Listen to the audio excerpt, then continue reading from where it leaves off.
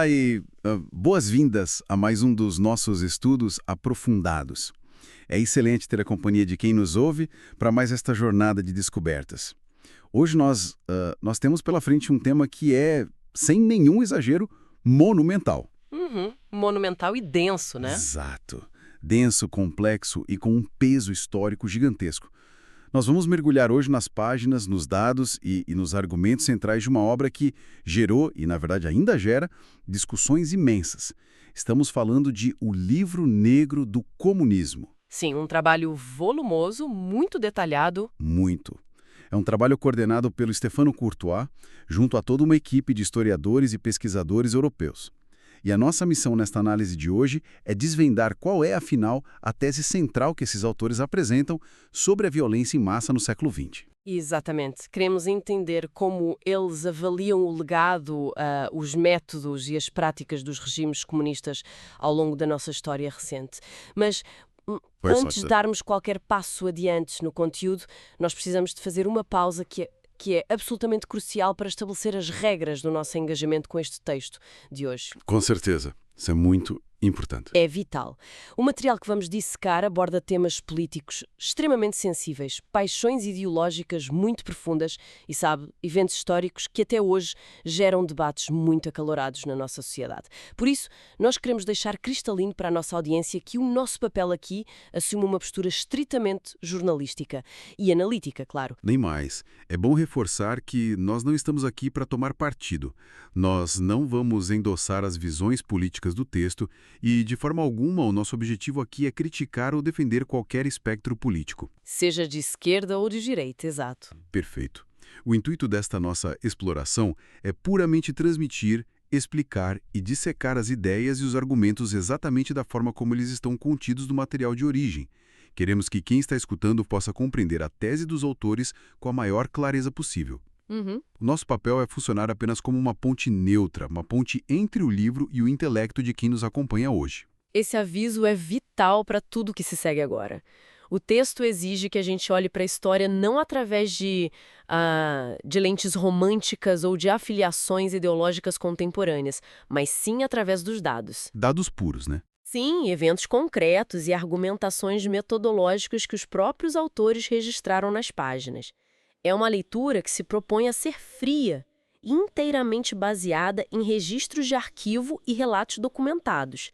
E é com essa mesma frieza analítica, de fato, que nós vamos examinar tudo o que eles têm a dizer. Certo, vamos desvendar isso. O texto começa por enquadrar o século XX, que os autores definem de uma forma muito específica.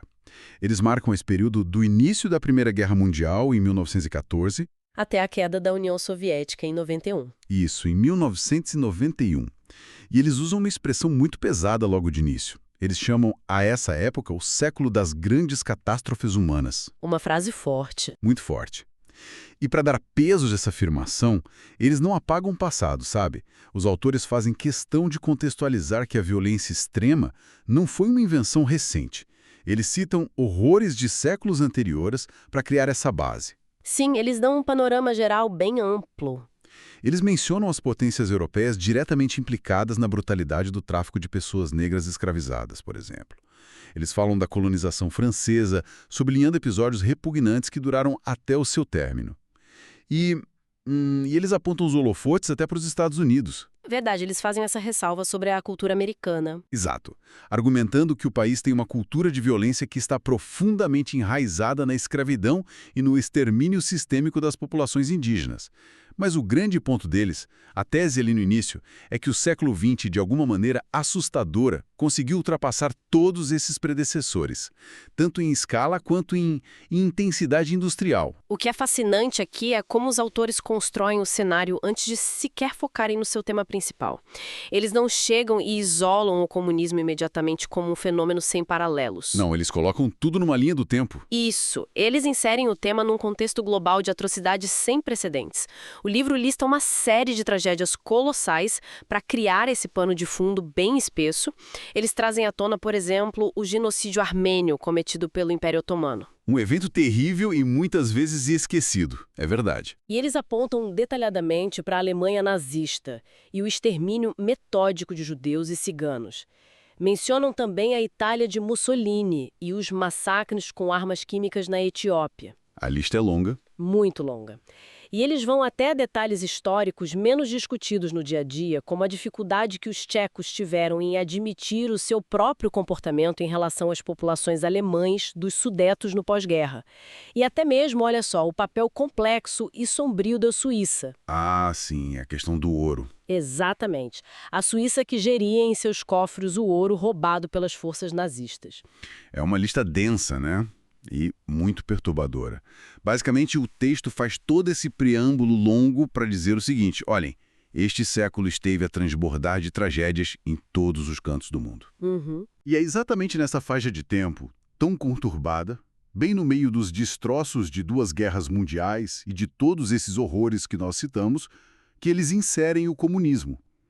Eles descrevem o sistema como um dos fenômenos mais vitais, mais impactantes deste curto século XX. Eles destacam, inclusive, a longevidade, né? Sim, que foi um sistema político que existiu antes do fascismo e do nazismo surgirem e que não só sobreviveu à queda de ambos, como conseguiu expandir-se por 4 grandes continentes. Essa contextualização toda, para quem nos ouve entender a metodologia, serve para um propósito muito claro dos autores. Eles querem demonstrar que o comunismo não foi um evento isolado no espaço ou no tempo, mas sim um dos momentos mais longos, mais duradouros e intensos dessa linha do tempo de desastres. Faz sentido dentro da lógica da obra. E são muito interessantes para o que consideram ser o cerne mesmo do seu argumento, a definição do próprio termo. Eles propõem que o leitor faça uma distinção rigorosa, é quase cirúrgica. Uma distinção entre teoria e prática. Exatamente isso. A diferença entre o que é a doutrina, a filosofia pura, e o que foi a prática histórica real vivida pelas pessoas. O que nos leva a uma parte do texto em que o debate das ideias ganha um foco enorme.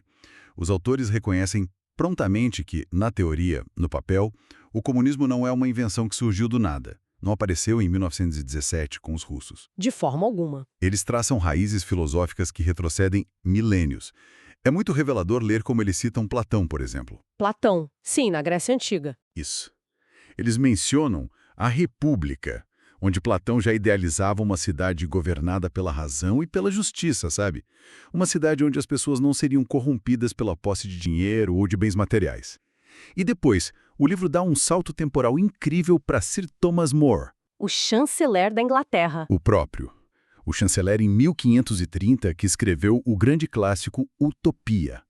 E que, aliás, acabou com a cabeça cortada pelo carrasco do rei Henrique VIII. O texto usa esses exemplos todos para mostrar que a aspiração por uma cidade ideal é muito antiga e, na sua gênese teórica, ela é cheia de intenções nobres. E tem um detalhe histórico no texto sobre isso que é de uma ironia brutal. Conta para nós. Os social-democratas russos, aqueles mesmos bolcheviques que tomaram o poder em 17 e decidiram adotar o nome de comunistas, eles tinham plena consciência dessa linhagem filosófica. Não eram alheios a isso. Eles conheciam Platão e More. Sim, conheciam muito bem. Segundo o livro, logo nos primeiros anos da Revolução, olha que loucura, eles chegaram a erguer um monumento perto do Kremlin, em Moscou, só para glorificar esses precursores intelectuais. No meio do caos. No meio de tudo. Lá estavam homenageados o próprio Thomas More e o filósofo renascentista italiano Campanella. A ideia deles era conectar aquela revolução armada, violenta que estava acontecendo nas ruas, àquela tradição utópica e erudita de séculos passados. Há uma ironia tremenda aí, de fato. Imaginem um cenário para quem está escutando no meio de uma revolução implacável, param-se os trabalhos para erguer um obelisco em homenagem a um lord inglês de peruca do século XVI. É o tipo de detalhe que parece roteiro de cinema, não é? Parece ficção. Mas, como o texto deixa claro, a lua de mel com a filosofia acaba rápido. O livro faz uma divisão dura, um corte seco entre o debate no céu das ideias e o sangue derramado no chão da realidade. Mas a pergunta que surge para quem lê, e que eu te repasso agora, é como é que o texto liga essa ideia de uma cidade perfeita de Platão à violência extrema dos regimes reais. Qual é a ponte teórica que os autores constroem aí? Se conectarmos isso ao quadro geral da tese do livro, a explicação dos autores é muito incisiva.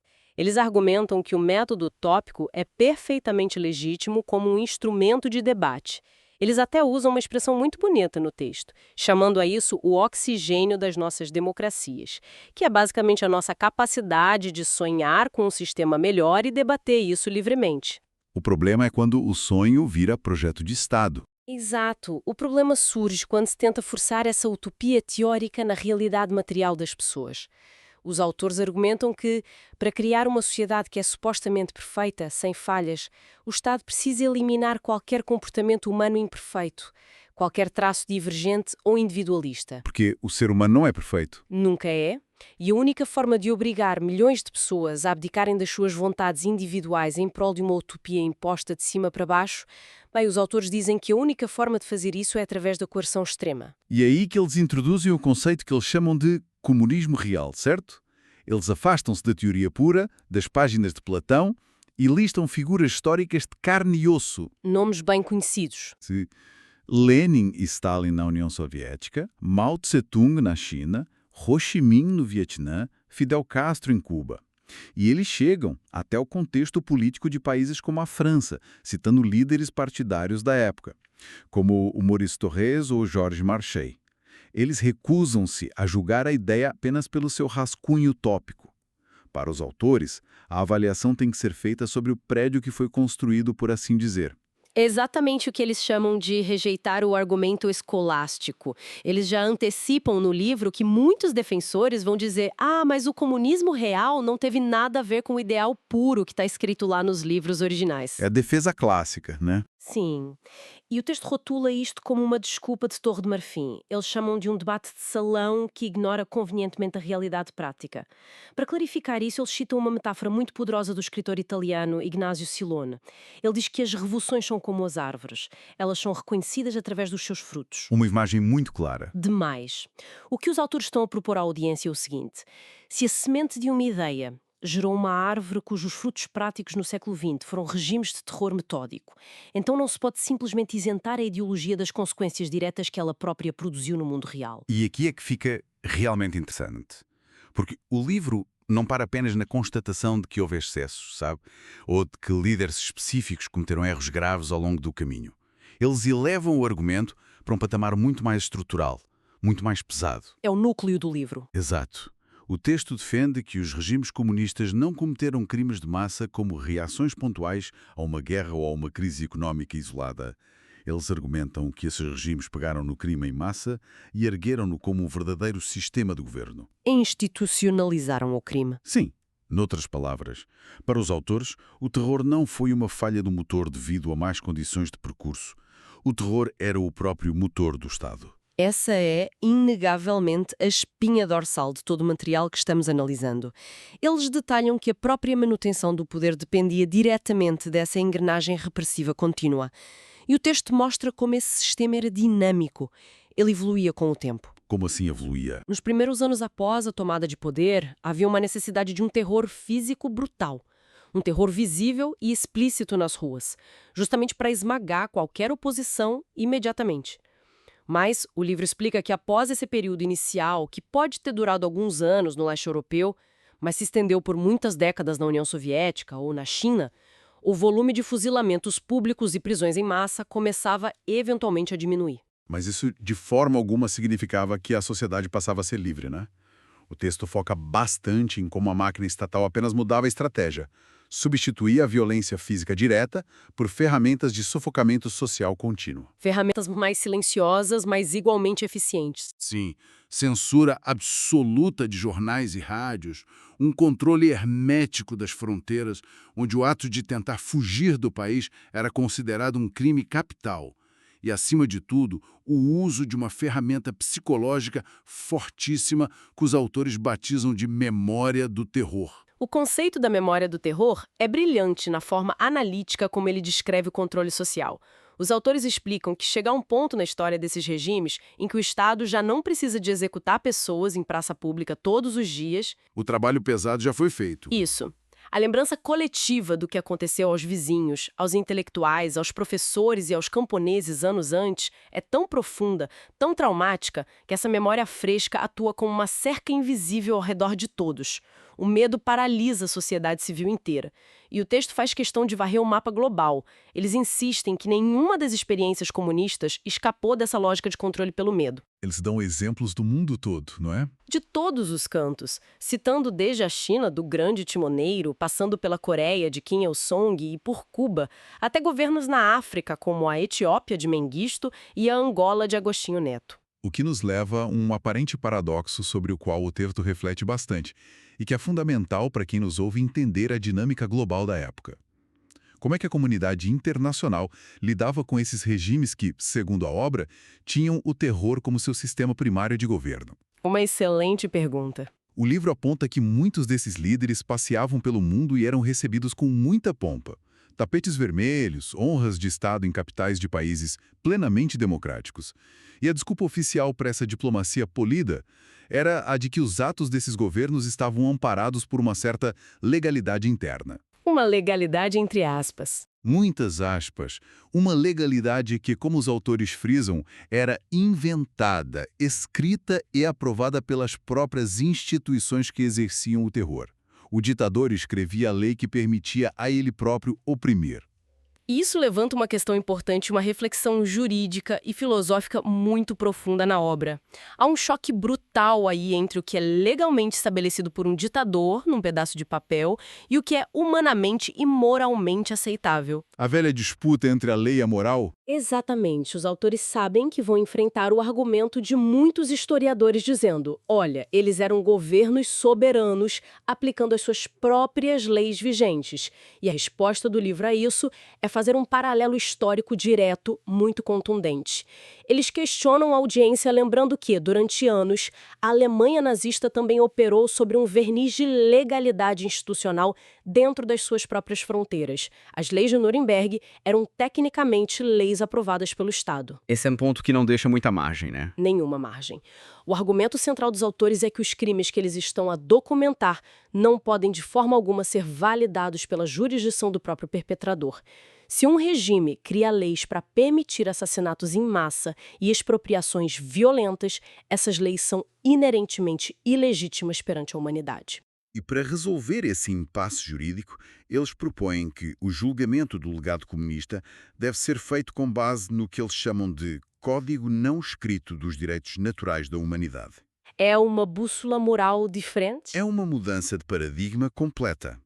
Sai-se do Tribunal das Leis Estatais, que podem ser manipuladas, e entra-se no Tribunal dos Direitos Humanos Universais. E com essa bússola moral definida, o livro passa a catalogar as diferentes categorias de atrocidades. Eles não começam pelos assassinatos, o que é curioso. Não, eles começam pela cultura. Exato. Eles começam com o que definem como os crimes contra o espírito e contra a herança cultural da humanidade. É relatada uma tentativa sistémica de apagar a história, o que eles chamam de criação do homem novo a partir do zero absoluto. Se você quer o homem novo, você tem que destruir tudo o que o homem antigo construiu. E a escala dessa destruição material, descrita nas páginas, é atordoante para qualquer um. Os autores documentam um esforço metódico, planejado, para varrer a identidade histórica de nações inteiras do mapa. É uma verdadeira erradicação da memória visual de um povo. É impressionante ler os exemplos que o texto compila para comprovar isso. Eles relatam como Stalin ordenou a demolição com explosivos de centenas de igrejas históricas em Moscou, prédios seculares postos abaixo num instante. Na Romênia, eles descrevem o ditador Ceausescu a passar os tratores sobre o coração histórico de Bucareste. Bairros inteiros, arquitetura deslumbrante, tudo destruído só para ele poder construir palácios megalomaníacos estatais. Tudo em nome do Estado. E tem o caso do Camboja. O caso do Camboja, para mim, é o mais perturbador em termos logísticos. O Pol Pot mandou literalmente desmontar a Catedral de Phnom Penh, pedra por pedra. Pensem no esforço humano necessário para desfazer um edifício gigante manualmente apenas para apagar a sua existência da memória da cidade. E isso sem esquecer, claro, os guardas vermelhos na China maoísta. A Revolução Cultural. Sim, queimando pinturas, destruindo antiguidades inestimáveis e atacando o patrimônio milenar. Uma perda incalculável para a história humana. Contudo, a estrutura da narrativa do livro faz um pivô dramático logo após elencar essa devastação cultural toda. Os autores não minimizam o impacto de perder séculos de patrimônio, de forma alguma, mas eles fazem uma provocação que redefine as prioridades morais do leitor na mesma hora. Qual provocação? Eles perguntam, por mais incalculável que seja a perda de uma catedral histórica ou de uma biblioteca milenar cheia de conhecimento, qual é o peso disso na balança da história quando nós o colocamos ao lado do extermínio deliberado de milhões e milhões de vidas humanas? O peso das pedras versus o peso do sangue. E a partir dessa premissa, o foco metodológico do texto direciona-se de forma absoluta para a violência contra o indivíduo de carne e osso. E a nomenclatura, a categorização fria que o livro usa para descrever isso, torna a leitura muito árdua. É difícil, mas reveladora. Eles listam as mecânicas da morte, não é? Literalmente. Eles descrevem fuzilamentos, enforcamentos, execuções em massa em florestas e porões. Falam sobre afogamentos deliberados, o uso de gás em determinadas regiões para sufocar revoltas, envenenamentos estatais e métodos de violência direta que eram uma constante assombrosa. Mas a análise dos autores vai muito além da bala ou da corda. Eles exploram a fundo métodos de destruição de vidas que são menos imediatos, visivelmente falando, mas cujos resultados numéricos foram incomparavelmente maiores na contagem final. Você se refere à fome? Sim, o texto foca intensamente naquilo que classifica como destruição pela fome. Os autores descrevem de forma muito técnica as fomes induzidas pelo próprio Estado. Situações onde a requisição forçada de grãos e cereais por tropas armadas deixou populações camponesas inteiras à míngua. As pessoas plantavam, mas não podiam comer o que plantavam. Exato, morrendo de inanição nas suas casas, enquanto os celeiros governamentais permaneciam cheios a poucos quilômetros de distância. Ou, simplesmente, fomes gigantescas causadas por políticas agrárias desastrosas e irracionais, para as quais o regime recusou prestar qualquer tipo de socorro ou aceitar ajuda internacional. O livro também dedica páginas e páginas às deportações. E aqui é crucial que quem nos ouve entenda que não se fala em mudar de cidade civilizadamente com as malas no carro.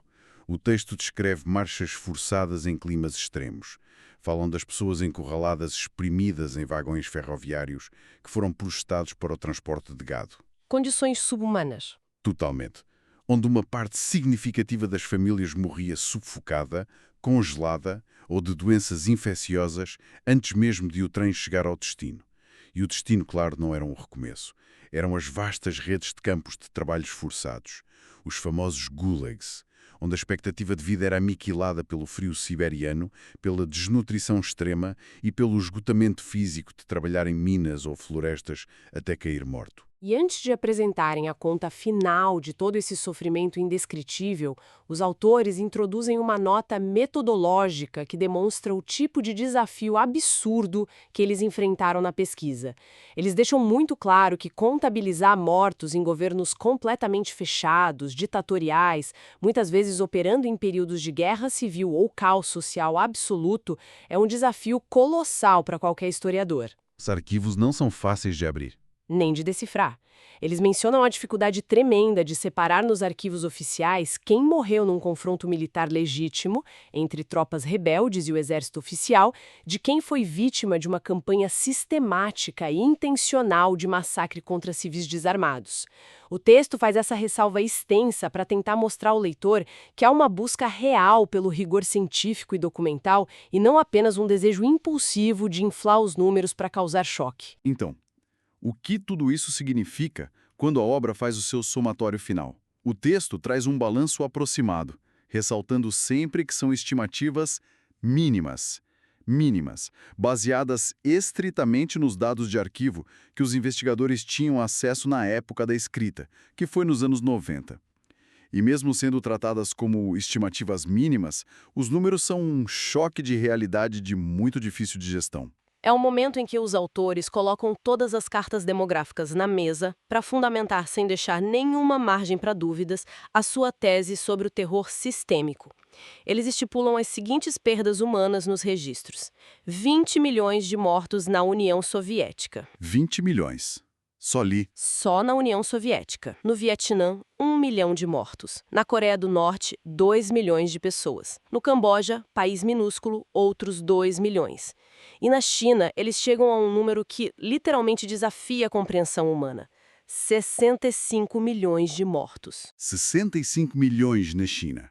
Olha, para quem nos acompanha, ter uma verdadeira noção dessa escala, isso é o equivalente a apagar do mapa a população inteira de um país europeu gigante de hoje.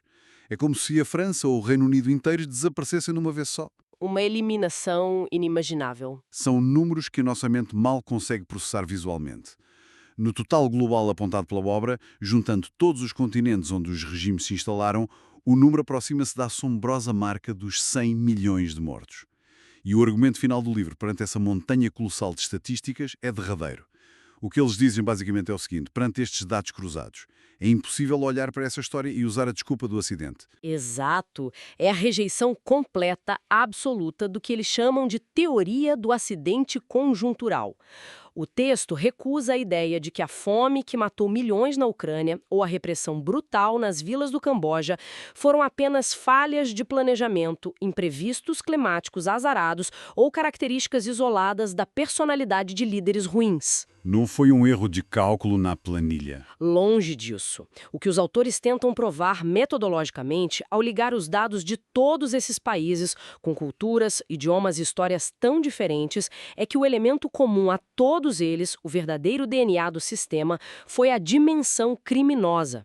Eles concluem que a repressão em massa não foi um erro colateral passageiro. Ela foi uma característica fundacional e inerente a todo o projeto prático do comunismo histórico ao longo do século XX. É uma tese construída de forma muito densa e que, sem dúvida, nos convida a repensar como o passado ainda lança sombras longas sobre a nossa compreensão da política no presente. E com essa conclusão pesada dos autores, nós vamos chegando ao final do nosso tempo de análise hoje. Mas antes de fecharmos esta exploração, nós queremos sempre deixar quem está desse lado com uma última reflexão. Um pensamento que expanda o debate sem sair das raízes daquilo que o livro nos apresentou. A provocação final que nós podemos retirar do espírito profundo desta obra prende-se com a psicologia humana e com a forma como nós moldamos, ou falhamos em moldar, a nossa memória coletiva.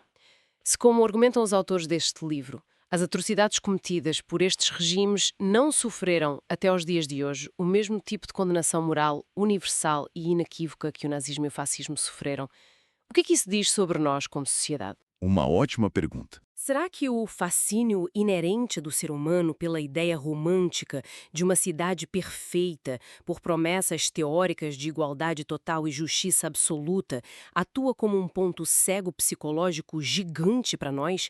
Até que ponto o nosso desejo, que é genuíno e louvável, de construir um mundo sem falhas nos torna cegos ou pelo menos muito relutantes em olhar de frente para as realidades brutais e sangrentas que a história já registrou quando se tentou forçar essa utopia no mundo real? O peso das boas intenções puras contra a dureza imutável dos fatos práticos e dos corpos acumulados.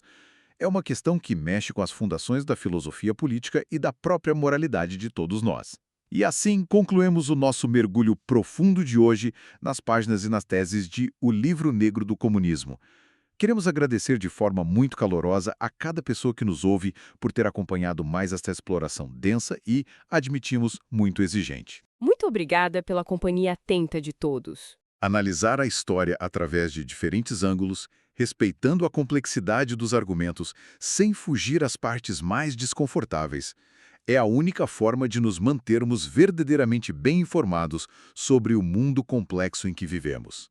Continuem sempre a questionar, a explorar novas fontes e a desafiar as suas próprias certezas. Um grande abraço a toda a nossa audiência e encontramo-nos na próxima exploração.